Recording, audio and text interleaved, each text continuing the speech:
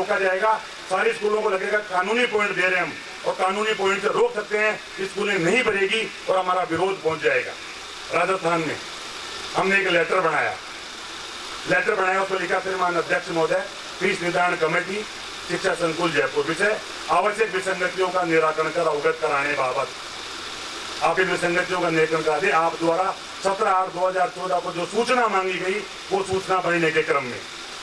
अब आपको दोस्तों मैं याद दिला दूं, आप जो संस्था चलाते हैं, स्कूल चलाते हैं, वो एक सोसाइटी चलाती है, मानते हो आप?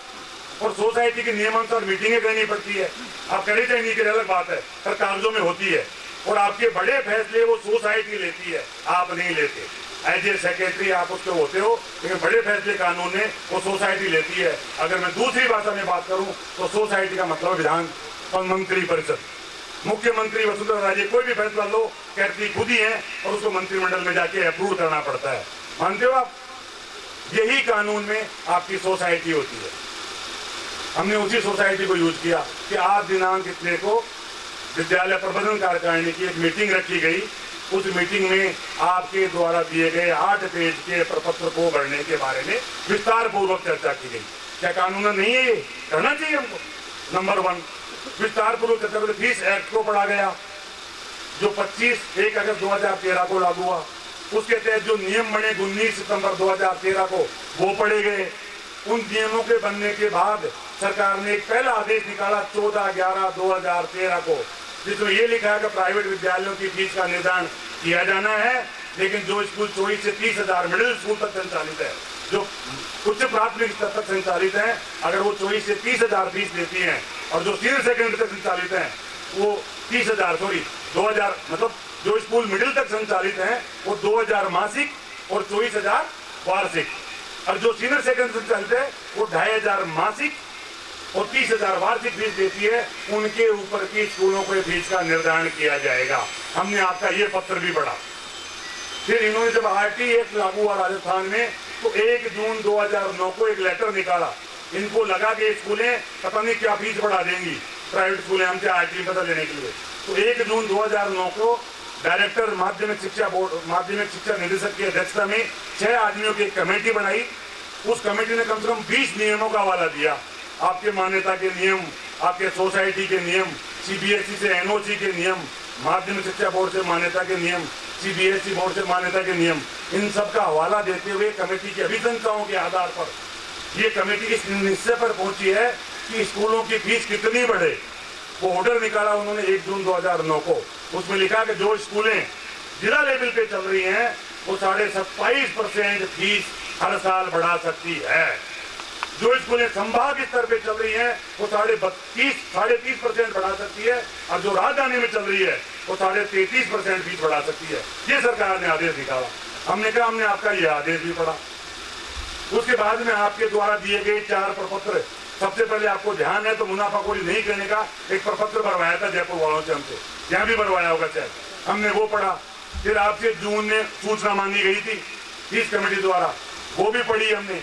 उसके बाद 8 पेज का ऑफलाइन प्रपत्र आया, उसमें हर पेज पे CA के हस्ताक्षर करने थे, और अब लेटेस्ट चल रहा है वही 8 पेज का है, पर 1 पेज पे हस्ताक्षर करने हैं।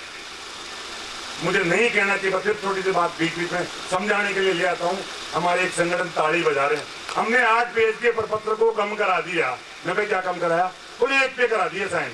मैं वेरी गुड, देखो कितनी बड़ी खुशी की बात है। 8 पेज को हटा के 1 पे करा दिए। मैं दोस्तों ये करूँ, आप 1 पे ही साइन करो ना, आखिरी पे कोई फर्क नहीं पड़ता। और आप 8 पे करो, फर्क पड़ता है क्या? साइन ईमानदारी से आखिरी पेज पे ही होते हैं, बाकी को तो अटेस्टेड करते हो आप। आखिर के पेज पे आप प्रिंसिपल लगा के साइन कर देते हो, वो कानूनन वैध है।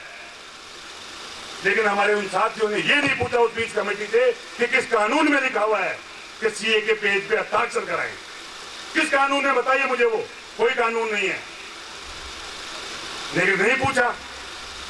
जब प्रधानमंत्री नरेंद्र मोदी या आपके विधायक MLA MP जो बनते हैं, उनकी 4, 6 लाख और 8 लाख सीमा होती है, और करोड़ रुपए खर्च करके बनते हैं, लेकिन उनका CA लिख के देता है कि 3 लाख खर्च हुए कलेक्टर चुनाव में, और 3 लाख को कलेक्टर मानता है, निर्वाचन आयोग मानता नहीं मानता? बताओ मुझे आप, मानता नहीं मानता है? जबकि खर्च करोड़ रुपए करता है, आप भी जानते हो, मैं भी जानता हूँ, लेकिन 3 लाख में वो तो जीता हुआ मान देते हैं। तो भाई हमारी बैलेंस शीट को क्यों नहीं मान रहे? हम कौन से डकैत हैं ऐसे? पर हमारी बैलेंस शीट नहीं मान रही। मांगना हमको ये चाहिए था, लेकिन नहीं मांगा गया। कोई बात नहीं, हमने शिव कुमार जी से पूछा, मैं आपके चारों प्रपत्र पढ़े और हमारे एक सदस्य ने अवगत कराया कि उस शिव कुमार जी से उस कानून की कॉपी मांगी जाए जिसमें यह लिखा हुआ है कि सीए के हर पेज पे हस्ताक्षर करने जरूरी है। उसके बाद हमने जब मान्यता ली तो शिक्षा विभाग के ऑफिस में एक शपथ पत्र दिया जिसमें अंडरटेकिंग दे रखी है कि हमारे जो कर्मचारी हैं उनको शिक्षा सरकारी कर्मचारियों के समान वेतन भत्ते देंगे। ठीक है, हमारी स्थिति ठीक नहीं है, हम नहीं दे पा रहे, पर हमने अंडरटेकिंग इसलिए दे दी थी क्योंकि उस दिन हमको फीस तय करने का पावर था।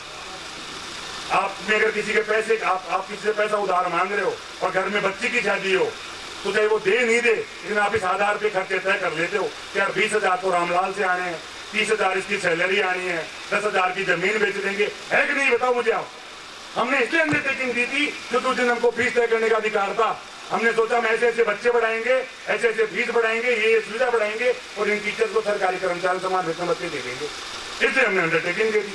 हमने वो भी पढ़ी, हमने आरटी के तहत दी गई अंडरटेकिंग जो इसके नियम तय के तहत दी जाती है। 8A के तहत एक आरटी में मान्यता लेनी पड़ती है। आप अलवर वाले सौभाग्य हो आपने नहीं ली, हम जयपुर वालों डरपोक हमने ले ली। वो जो लिख रखा है क्लियर कट कि सारे नॉर्म्स को हम पूरा करेंगे, हमने वो भी पढ़ा। जिस मैडम फैसले की बता रही थी, 12 अप्रैल 2012 को एक सुप्रीम कोर्ट का फैसला आया दोस्तों। उस सुप्रीम कोर्ट का फैसला आया आरटीई के बारे में था और उसके पेज नंबर 58 और 59 के पैरा नंबर 22 में बहुत शानदार तरीके से सुप्रीम कोर्ट के चीफ जस्टिस ने 11 जजों की बेंच बनाई और बेंच बनाकर कहा कि इन स्कूलों को पैसा दिया जाना है। सरकार करीब पैसा नहीं देंगे साहब इनको, हम मान्यता देते हैं फ्री में पढ़ाएं। तब सुप्रीम कोर्ट ने 11 जजों की बेंच बनाई। 11 जजों की बेंच ने फैसला दिया नहीं, प्राइवेट स्कूल कोई जरूरी नहीं आपके बच्चों को पढ़ाए, क्योंकि वो आर्टिकल 19(a)(g) के तहत मान्यता प्राप्त है। उस आर्टिकल इनका फंडामेंटल राइट है और 5 चीजों का राइट देता है आपको। नंबर 1, आप कहीं भी देश में संस्था खोल सकते हो। नंबर 2, आप उसका संचालन प्रबंधन कर सकते हो। नंबर 3, आप मर्जी जैसे बच्चों का एडमिशन दे सकते हो। नंबर 4, आप शैक्षणिक और गैर शैक्षणिक कर्मचारी भर्ती कर सकते हो। और नंबर 5, आप रीजनेबल फीस तय कर सकते हो। अब ये सरकारें क्या करती है, इस रीजनेबल वर्ड को पकड़ लेती है। सब रीजनेबल, अब उसमें रीजनेबल की परिभाषा मैंने सोचा रीजनेबल क्या है, तो मैंने सुप्रीम कोर्ट के 12 फैसले पढ़े। जो पीएमए पाई के मामले में, कर्नाटक के मामले में 2006 में फैसला आया, उसमें सुप्रीम कोर्ट के पहले 11 जज बैठे थे। उन्होंने लिखा कि रीजनेबल का मतलब है जो साधन सुविधाएं, जितना इन्वेस्टमेंट इस आदमी ने उस संस्था में किया है और जो सुविधाएं वो दे रहा है उसके बदले में वो ले 15% प्रॉफिट और ले। ये सुप्रीम कोर्ट कहता है। अपन क्या करते हैं, अब तक बैलेंस शीट बराबर कर देते हैं और हर साल बिल्डिंग बना देते हैं। मुनाफा स्कूल में 0 और फिर बिल्डिंग बन गई, फिर अगले साल मुनाफा 0 फिर बिल्डिंग बन गई, बस आ गई। ये करते हैं क्योंकि सरकार करवाती है हमसे। लेकिन सुप्रीम कोर्ट ने कहा नहीं, सुप्रीम कोर्ट ने उसमें लिखा उस पैरा नंबर 22 में कि जो आर्टिकल 19(a)(g) के तहत जो एक्टिविटी स्कूल के रूप में संचालित है वो कहने को तो चैरिटेबल है लेकिन वो करता एक आदमी है। तो 7 शब्दों में कहा सुप्रीम कोर्ट ने कि कहने को संस्था है पर करता एक आदमी है। ये आदमी अपने जीवन यापन के लिए भी कर सकता है और ये आदमी इसको मिशन के रूप में भी कर सकता है। कोई मान लीजिए पैसे वाला है, साधु सन्यासी है, वो फ्री में पढ़ा सकता है, लेकिन 99% आदमी अपने जीवन यापन के लिए करते हैं। और जब जीवन यापन के लिए उसको कोई एक्टिविटी करनी है तो उसको इस स्कूल की संस्था के लिए, इसकी ग्रोथ के लिए पैसा चाहिए, अतः उसको 15% का मुनाफा लेने की परमिशन दी जाती है। ये सुप्रीम कोर्ट ने कहा उस फैसले में, और करवाऊंगा मैं आपसे, आप चिंता मत करो, मैं सब समझ जाऊंगा, समाधान में आऊंगा, ये भी करवाऊंगा। ये 15% का फैसला सुप्रीम कोर्ट दिया। हमने कहा साहब ये अगर ऐसा कर दोगे तो हम तो मर गए, हमारा तो सारे अधिकार छिन गए आपके फीस तय करने से। कैसे छिन गए, सुनो मेरी बात। आप अगर आपकी फीस तय हो जाती है तो एक पेरेंट्स आपके पास 3 बच्चे लेके आता, 3 में से 1 फ्री कर देते हो, अब उसको नहीं कर सकोगे तो बच्चे के एडमिशन का अधिकार छिन गया जो हमारा फंडामेंटल राइट है। बीच सत्र में टीचर छोड़ के चला गया, हम ज्यादा पैसे देके टीचर लाते हैं, वो अधिकार छिन गया। मानते हो आप?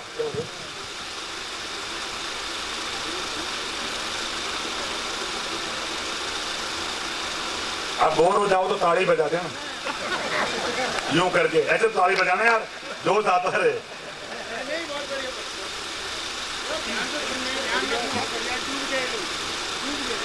अब सच क्या हो रहा देखो। आप कहाँ था बोल रहा हूँ, नहीं डूब गया क्या बोल रहा था?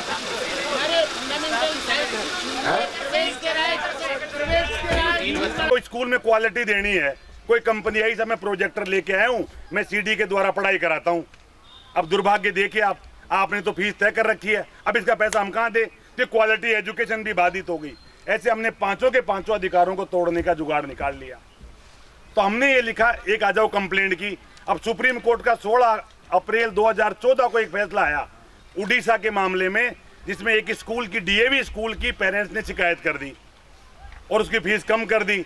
जब सुप्रीम कोर्ट में मैटर गया तो सुप्रीम कोर्ट ने अपने पैरा नंबर 22 में साफ साफ लिखा, सुप्रीम कोर्ट ने लिखा कि एक भी पेरेंट्स शिकायत करता है, एक पेरेंट्स उसकी शिकायत को एंटरटेन नहीं किया जाए, क्योंकि अगर इससे स्कूल वाले ने पैसा मांगा होगा, उसने पैसा टाइम पे नहीं दिया या नाराज हो गया होगा और उसने शिकायत कर दी।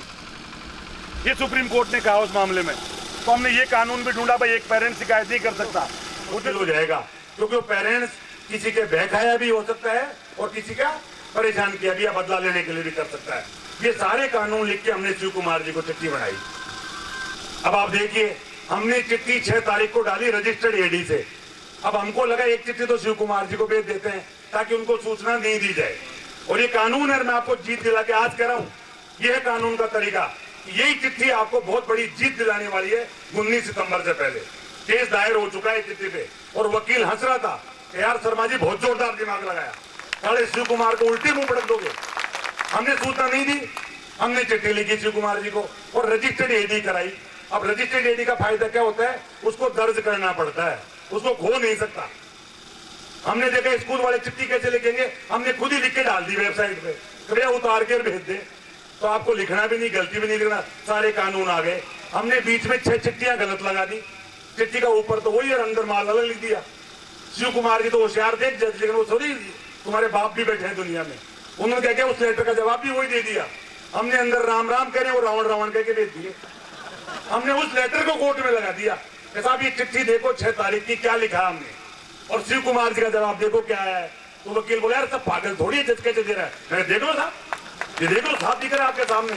और वही चिट्ठी उनकी मौत का कारण बन रही है। मौत का मतलब उस फीस कमेटी की मौत का, मैं माफी चाहूंगा किसी आदमी के लिए मैंने निकला, उसी फीस कमेटी की मौत का कारण बन गई। हमने 2 केस लगा दिए, एक तो स्टे का लगाया है, एक केवियट लगाई है। अब केवियट में क्या होता है, 19 सितंबर को शिव कुमार जी बार बार कह रहे हैं कि मैं सूची पेश करूंगा, पेश करूंगा, पेश करूंगा। उनको तो 11 तारीख को याद आई है।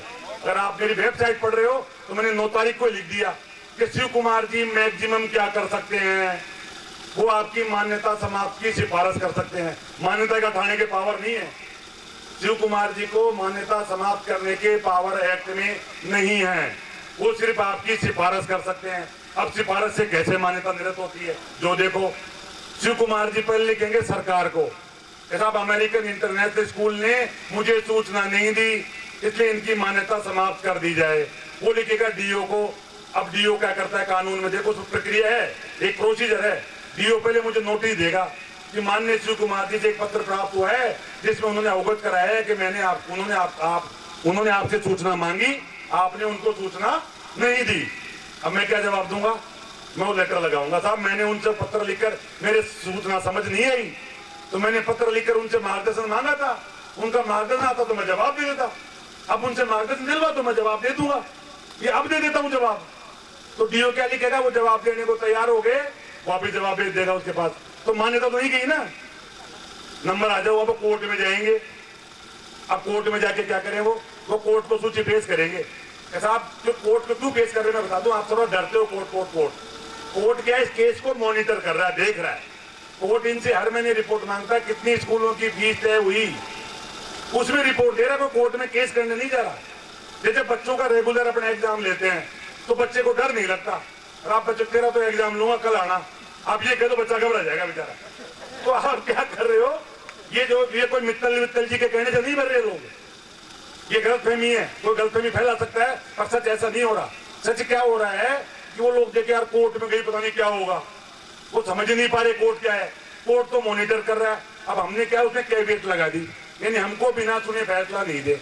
अब शिव कुमार जी पेश करेंगे सूची, साहब इन स्कूलों ने मुझे सूचना नहीं दी। हमारा वकील पहले होगा, साहब शिव कुमार जी ने जवाब नहीं दिया, कहां से देते बेचारे। अब क्या देगा कोर्ट कहेगा भाई पहले तो इनको जवाब दो, और भैया तुम भी सूचना दे देना, यही तो कहेगा, यही तो कहेगा। क्या कह सकता मुझे बताओ आप, मुझे समझाने की मेरा भी हक है। अगर ये कोर्ट जो चलते हैं वो कानून से चलते हैं, देश में सबसे बड़ा संविधान है जिससे कोर्ट चलता है, शिव कुमार जी चलते हैं और सरकार चलती है। अब जैसे ही कोर्ट के कानून के खिलाफ कोई भी जाता है, कोर्ट उस पर स्टे दे देता है। अब देखिए अभी जो 7 तारीख का स्टे मिला, जो मैडम बता रही थी, वो किस बात पे मिला? शिव कुमार जी ने फीस बढ़ाई पर रोक लगा दी। कोर्ट ने कहा तुम्हारे कहां लिख रहा है फीस बढ़ाई पर रोक लो, तुम्हारा काम है फीस तय करना, फीस बढ़ेगी कि नहीं बढ़ेगी इसमें तुम रोक नहीं लगा सकते, नंबर 1। नंबर 2, जिस तरह आप 1 साल में, हमने क्या तर्क लगवाया, दामोदर जी गोयल ने लगाई है, पर लोगों ने तर्क क्या था, देखिए आप हमारा जो तर्क था ये था साहब, इन्होंने 1 साल में 231 स्कूलों की फीस तय की है। राजस्थान में 37,500 स्कूल है, ऐसे भाग लगाओ तो 5-10 साल लग जाएंगे साहब, तो 10 साल तक फीस नहीं बढ़ाए। कोर्ट के 1 मिनट में समझ आ गई, 1 मिनट में स्टे दे दिया। ऐसे ही हमने केस लगाया साहब, हम तो सूचना देने को तैयार है, हमने मना कब किया, पर लेना ही नहीं चाहते। अब क्यों नहीं लेना चाहते जो सुन लो, हमको साहब जो संस्था चला रहे थे, हमारा सबसे बड़ा तर्क उसमें यह है कि जिन नियमों के तहत हमने मान्यता ली उन नियमों के तहत हम पाबंद हैं आपको सूचना देने के लिए, और जब से संस्था चली आ रही है हमने सारे नियमों की पालना की है। लेकिन जब रास्ते में बीच में नया नियम आया है और ये नियम हमारी पूरी आजादी को छीनता है, तो हम ये जानना चाह रहे हैं कि ये फीस को कैसे तो कम करेंगे, कितनी कम करेंगे, हमारे पहले जो अंडरटेकिंग है, प्रमाण पत्र सब दिए हुए हैं, उनका क्या होगा, इन सब के बारे में साहब हमारी समझ नहीं आई। तो हम इनसे नहीं मांगते तो किससे मांगते? हमने इनको चिट्ठी लिखी, क्योंकि इन नियमों के आने के बाद हमको ये फैसला करना था कि हम संस्था चलाएं या नहीं चलाएं। और जब हमको चलानी ही नहीं तो सूचना क्यों दें, और जब हमको चलानी है तो हम दे देंगे, पर देने से पहले जानकारी तो लें। इस तर्क में कोर्ट झक मार के शिव कुमार जी को रोकेगा कि इनके कोई कार्रवाई नहीं की जाए। अब आपका फायदा सुन लो, जिन्होंने भर दिया साथ ही हमारे यहाँ गलती चले गए, अब उनकी फीस तय हो जानी है। मैं फार्मूला ले आया, फार्मूला सीख के आ गया खूब प्यार से, मैं आपको भी सिखा देता हूँ थोड़ा थोड़ा, तो पूरी नहीं बताऊंगा पर थोड़ा बता देता हूँ। फार्मूले में फीस कम होना तय है और 200% तक तय है। पूछो कैसे? जिन बच्चों को आप छूट देते हो, आप मोटी मोटी समझ लो, अगर आपके स्कूल में चाहे 100 ही बच्चे हैं और आपने जो भी फीस तय करके बना रखी है, मैं तो फर्स्ट क्लास में 100 रुपए लेता हूँ, सेकंड में 200 लेता हूँ, तीसरी में 900 लेता हूँ, जो भी लेते हो आप, उन सबको ईमानदारी से गुणा कर लो कितने आने चाहिए आपके पास, जो आपने तय कर रखी है। आपके पास आने चाहिए मान लीजिए 9 लाख, समझिएगा फार्मूला। और आपके सबके होता क्या है, आनी चाहिए 9 लाख, आती है 7.5, 8 लाख, 6 लाख, मानते हो आप, है कि नहीं?